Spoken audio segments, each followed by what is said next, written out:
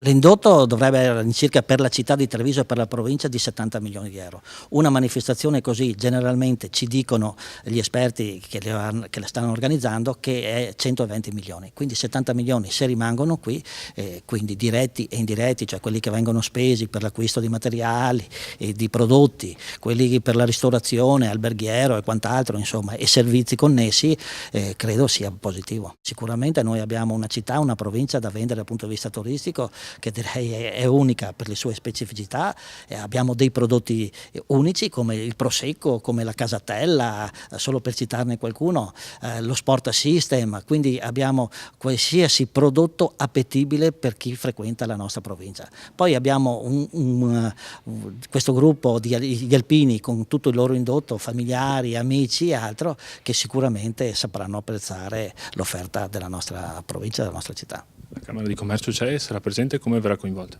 Ma noi siamo presenti qui proprio con l'evento di oggi per capire qual è l'impatto economico, per farlo capire alle categorie economiche, in modo tale che questo messaggio venga portato ai produttori, agli operatori.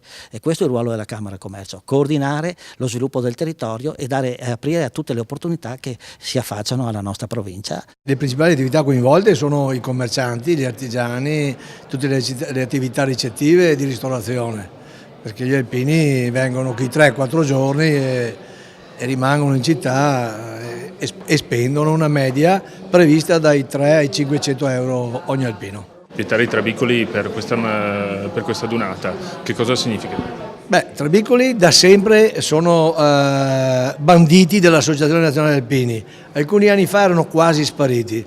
Negli ultimi 2 o 3 anni sono tornati abbastanza numerosi, specialmente lo scorso anno ad Asti.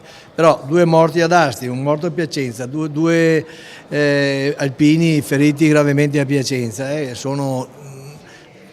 poi non sono alpini.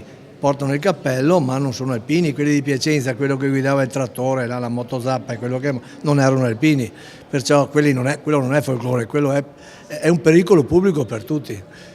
Va bene le jeep, quelle moto, quelle macchine che possono circolare, fanno folklore, ma quelli là sono pericolosi. Da sempre l'ANA li ha banditi.